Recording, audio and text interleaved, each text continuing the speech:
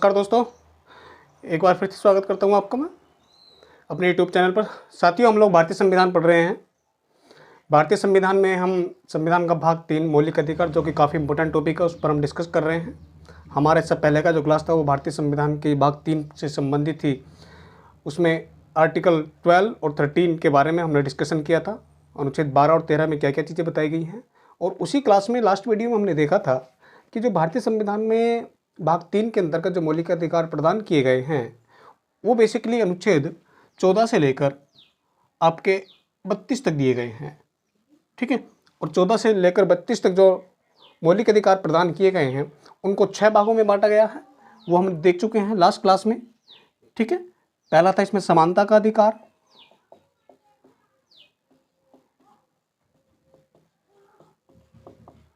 इसका विस्तार है आपका 14 से लेकर 18 तक। दूसरा था आपका स्वतंत्रता का अधिकार, इसका विस्तार है आपका 19 से लेकर अनुच्छेद 22 तक। तीसरा मौलिक अधिकार है शोषण के विरुद्ध अधिकार,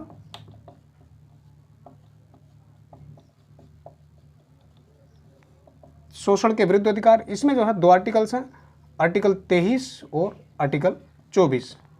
मौलिक अधिकार नंबर 4 है धार्मिक स्वतंत्रता का अधिकार,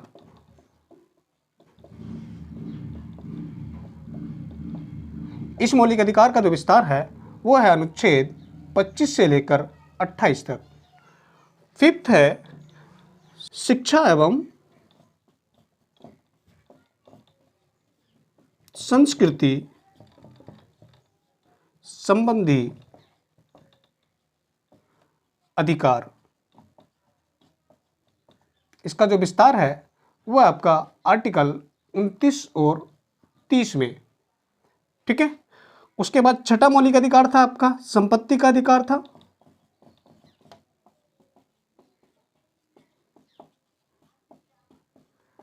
इसको जो है अब समाप्त कर दिया गया है और 44वें संविधान संशोधन 44th कॉन्स्टिट्यूशनल अमेंडमेंट 1978 के तहत इसको समाप्त कर दिया गया और इसका वर्तमान में कोई महत्व नहीं है। ठीक है, इसको जो है 44वें संविधान संशोधन के तहत एक कानूनी अधिकार का रूप दे दिया गया, ना कि एक मौलिक अधिकार। और सातवां है आपका संवैधानिक उपचारों का अधिकार, संवैधानिक उपचारों का अधिकार, यह है आपका अनुच्छेद 32 में। ठीक है, तो ये 6 मौलिक अधिकार मूलतः हमारे संविधान में वर्णित हैं, जो कि भारतीय नागरिकों को, और कुछ मौलिक अधिकार ऐसे हैं जो कि नागरिकों के साथ साथ विदेशियों को भी प्राप्त हैं। तो आइए हम देखते हैं, एक एक मौलिक अधिकार को उठाएंगे और उस पर बात करेंगे, समझने का प्रयास करेंगे कि एक एक आर्टिकल में क्या क्या चीज़ें बताई गई हैं।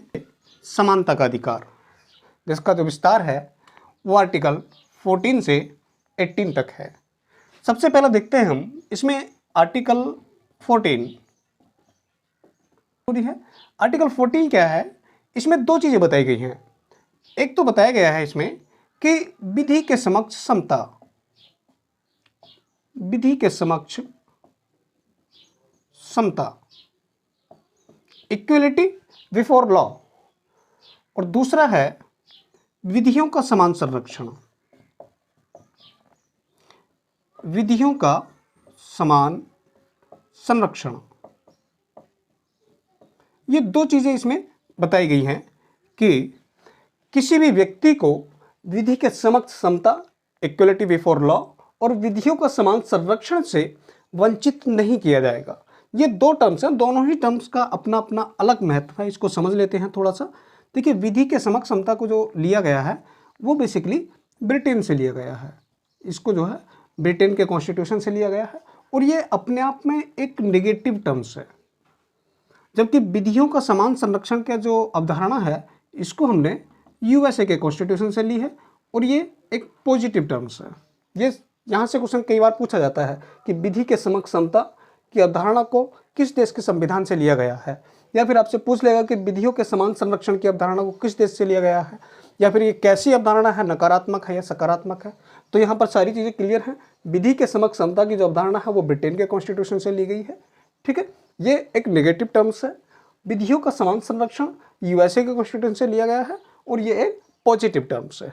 ठीक है, विधियों की समक्ष समता और विधियों का समान संरक्षण मतलब किसी भी व्यक्ति को, इसमें नागरिक भी हैं और विदेशी भी हैं, उनको विधि के समक्ष मतलब कोई भी व्यक्ति चाहे वो नागरिक हो या फिर गैर नागरिक हो या विदेशी हो, वह विधि से मतलब ऊपर नहीं होगा, संविधान से ऊपर नहीं होगा।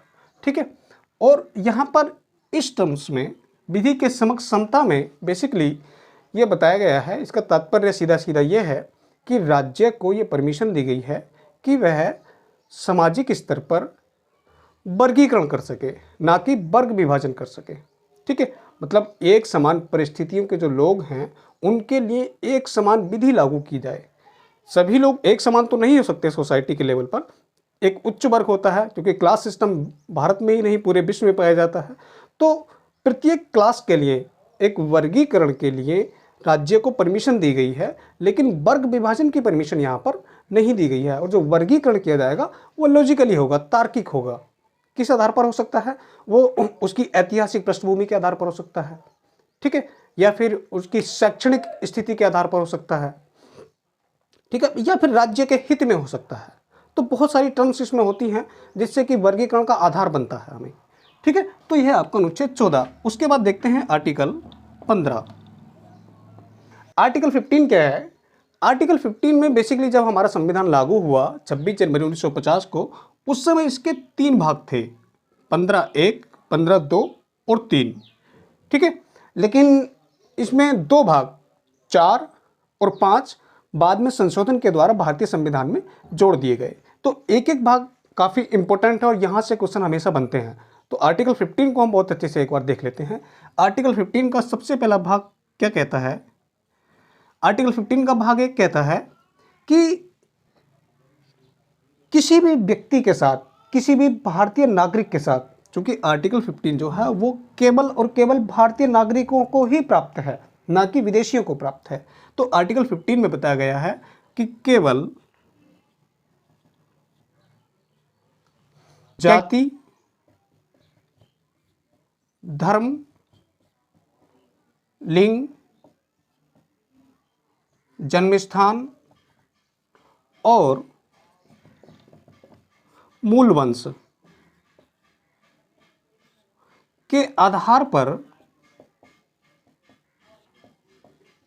किसी भी नागरिक के साथ कोई भेदभाव नहीं किया जाएगा, के आधार पर किसी भी नागरिक के साथ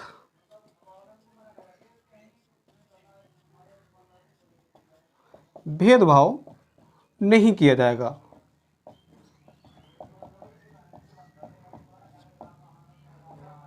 ठीक है, तो आर्टिकल 15 का भाग 1 कहता है कि केवल, देखिए ये शब्द अपने आप में काफ़ी इंपॉर्टेंट है, केवल मतलब सिर्फ 5 चीज़ें इसमें बताई गई हैं, जाति, धर्म, लिंग, जन्मस्थान और मूल वंश। इन 5 आधारों पर किसी भी भारतीय नागरिक के साथ किसी भी पॉलिसी में, विधि में कोई भी डिस्क्रिमिनेशन नहीं किया जाएगा। इसके अलावा हो सकता है, केवल का मतलब यह है कि सिर्फ इन 5 आधारों पर नहीं होगा, इसका मतलब ये भी निकलता है कि अन्य किसी आधार पर हो सकता है।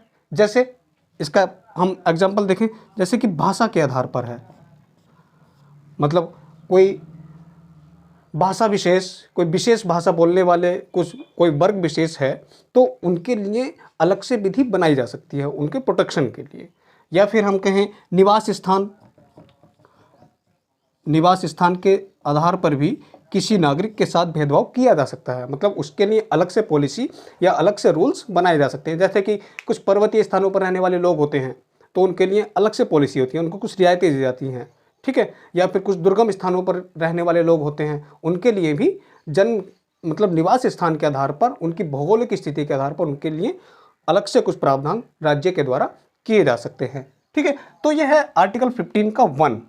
उसके बाद देखते हैं आर्टिकल 15 का 2 क्या कहता है। वह है कि उपरोक्त 5 चीज़ों के आधार पर, जो कि हमने अभी 15 के भाग 1 में देखी थी, जाति, धर्म, लिंग, मूलवंश और जन्मस्थान के आधार पर किसी भी व्यक्ति को सार्वजनिक स्थानों में प्रवेश से वर्जित नहीं किया सकता, उनको रोका नहीं जा सकता।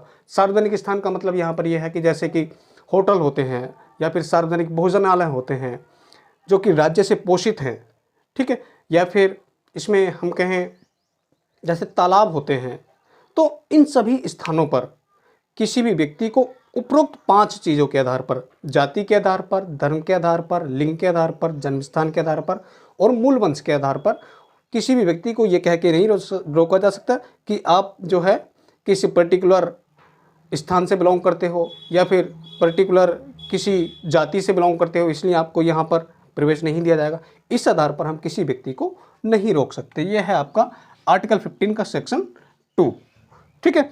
उसके बाद देखते हैं आर्टिकल 15 का सेक्शन 3। सेक्शन 3 देखिए क्या है, ये काफ़ी इंपॉर्टेंट है। आर्टिकल 15 का सेक्शन 3 क्या कहता है, इसमें राज्य को एक शक्ति दी गई है। वो शक्ति ये है कि वह बच्चों के लिए और महिलाओं के लिए कुछ विशेष प्रावधान कर सकता है। मतलब उनके लिए सीटों को आरक्षित कर सकता है किसी स्थान पर, राजनीतिक स्तर पर। जैसे कि हम देखते हैं त्रिस्तरीय पंचायत चुनाव अभी उत्तर प्रदेश में संपन्न हुए हैं। इसमें क्या है कि महिलाओं के लिए 33% सीटों को आरक्षित किया गया है। उसी प्रकार बच्चों के लिए कुछ विशेष सुविधाएं उपलब्ध करवाई जा सकती हैं राज्य के द्वारा, ठीक है। तो आर्टिकल 15 का सेक्शन 3 कहता है कि महिलाओं और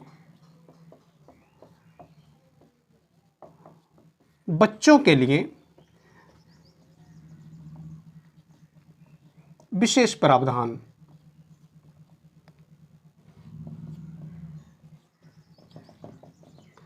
विशेष प्रावधान राज्य के द्वारा किए जा सकते हैं, ठीक है। महिलाओं और बच्चों के लिए विशेष प्रावधान किए जा सकते हैं। तो ये 3 भाग थे 15 के सेक्शन 1, 2 और 3, जो कि मूल संविधान में थे, लेकिन बाद में चौथा और पांचवा इसमें बाद में जोड़ दिए गए। अब चौथा और पांचवा क्या क्या कहते हैं उनको भी देख लेते हैं हम एक बार, ठीक है।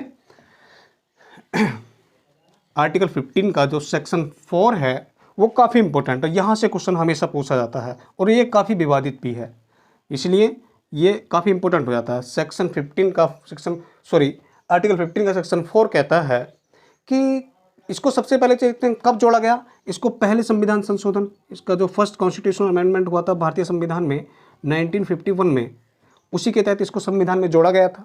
इसमें बताया क्या गया है, इसमें बताया गया है कि राज्य कुछ पिछड़े वर्गों के, मतलब पिछड़ा वर्ग का आधार क्या होगा, शैक्षणिक आधार होगा और सामाजिक आधार होगा।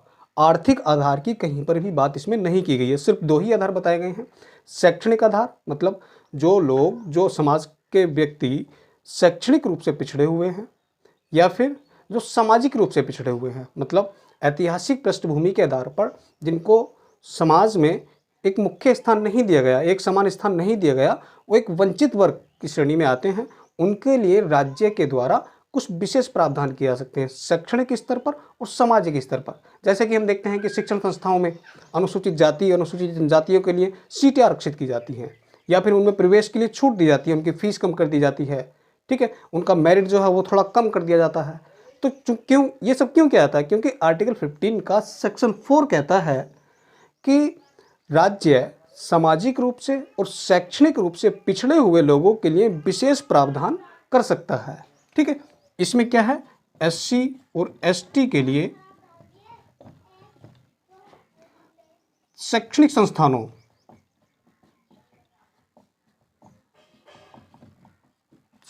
संस्थानों में आरक्षण,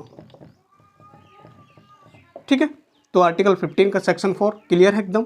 काफ़ी बार तो कई बार पूछा जाता है, ठीक है। SC ST कैटेगरी के लिए जो शैक्षणिक संस्थानों में, एजुकेशनल इंस्टीट्यूशंस में जो रिजर्वेशन मिलता है वह आर्टिकल 15 के सेक्शन 4 के आधार पर ही मिलता है। राज्य उसी के आधार पर इनको करता है, ठीक है। उसके बाद देखते हैं आर्टिकल 15 का सेक्शन 5 क्या है। आर्टिकल 15 का सेक्शन 5 ये भी काफ़ी इंपॉर्टेंट है। आर्टिकल 15 का जो सेक्शन 5 है इसको कब जोड़ा गया था, इसको जोड़ा गया था 93rd कॉन्स्टिट्यूशनल अमेंडमेंट 2005 में इसको जोड़ा गया था।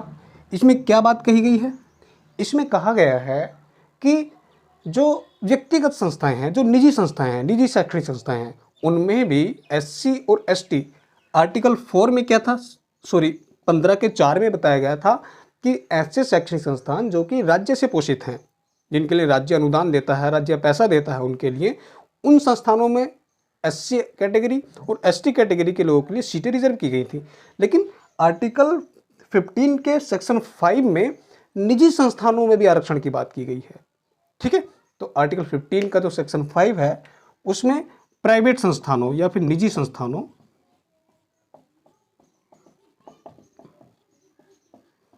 संस्थानों में SC ST के लिए आरक्षण।